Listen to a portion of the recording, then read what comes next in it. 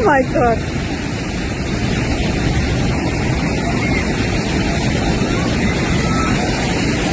Die sind ins Meer reinfallen. Oh my God.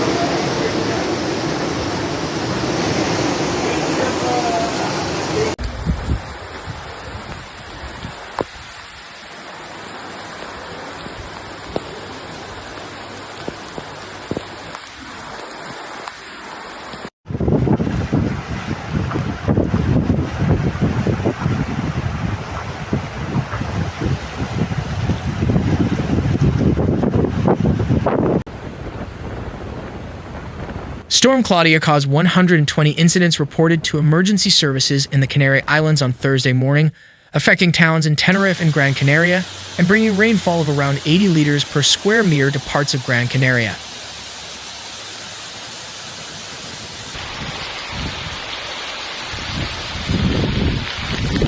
According to the Spanish meteorological agency AEMET, Claudia will continue to affect the islands throughout the day, and its impact is also expected in the western half of the Iberian Peninsula.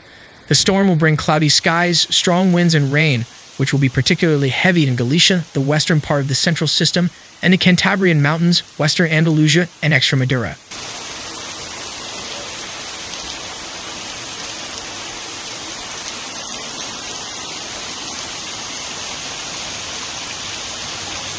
Fifteen autonomous communities are under orange and yellow weather warnings. The orange warning is already in effect in the Canary Islands, Asturias, and Cantabria, and will be activated this afternoon in Andalusia, Castile and Leon, and Extremadura. Cloudy skies are expected across the peninsula, but without rain.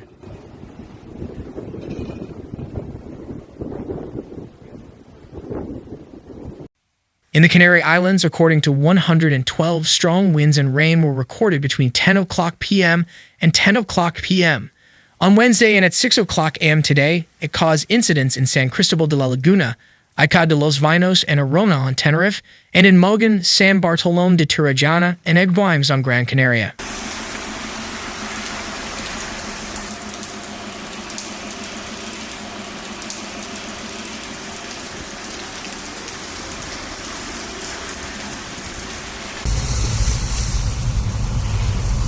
Emergency services have been called to respond to situations involving landslides on roads, overflowing sewers, water withdrawals from homes, and other incidents affecting power lines. In addition, 5 roads in Gran Canaria were closed due to landslides. The front associated with the storm is currently over Lanzarote and Fuerteventura, where Puerto del Rosario has decided, as a precaution, to close the ports of Arrecife until 2 o'clock p.m. and Puerto del Rosario until 6 o'clock p.m.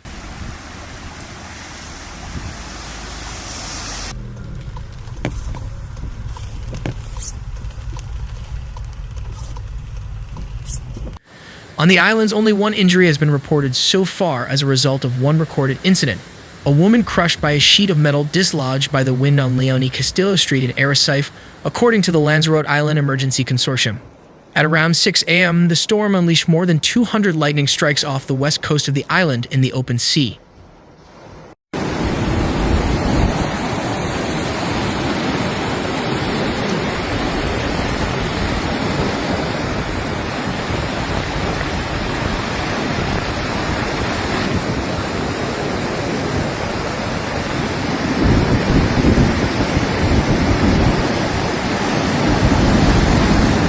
By evening, the rain had moved to Gran Canaria, mainly to the south central plains and higher areas.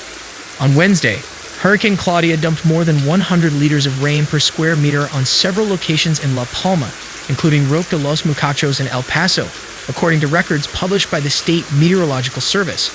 Outside La Palma, the heaviest rainfall occurred in Tenerife, especially in Canades del Teide.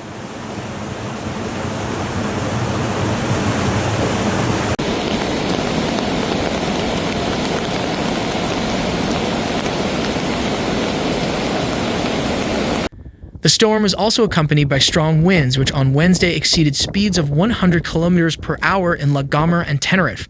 Wind gusts also approached that speed in El Hierro, particularly in Sabinosa, in the north of the island.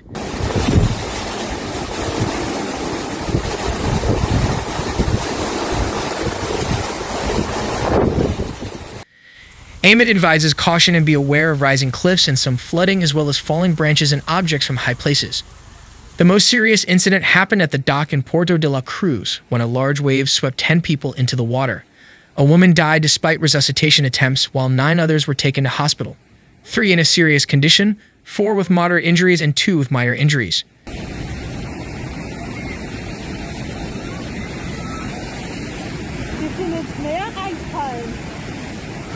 Oh my God. Several of those affected were cruise passengers who had arrived that morning at the port of Santa Cruz de Tenerife and were on a bus excursion. According to Sebastian Quintana, president of the safety platform Canarias, 1.500 kilometers de costa.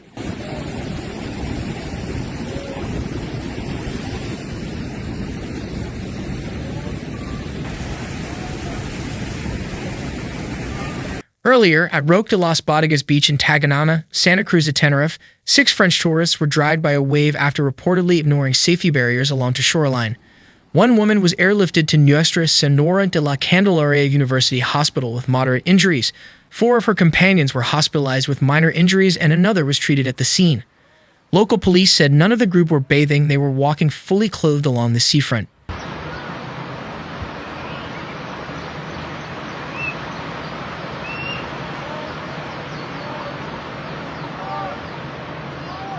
At 2:02 p.m., emergency services recovered the body of a man at El Cabezo Beach in Granadilla de Abona in the south of Tenerife. Despite efforts by lifeguards and Canarian Emergency Service (SUC) personnel, he was pronounced dead. Later, a separate incident at Charco del Viento, La Guancha, resulted in another man being airlifted to Santa Cruz, where he died from his injuries.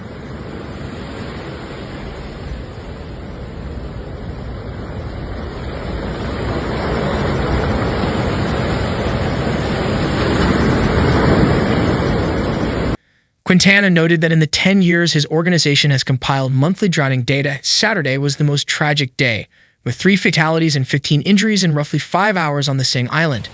He added that around 65% of drowning and aquatic accident deaths in 2025 occurred when people entered the sea or approached exposed shorelines during official pre-alerts or alerts. Residents and visitors are urged to stay away from docks, breakwaters, and wave-exposed areas, heed lifeguard instructions, and take extra care at high tide.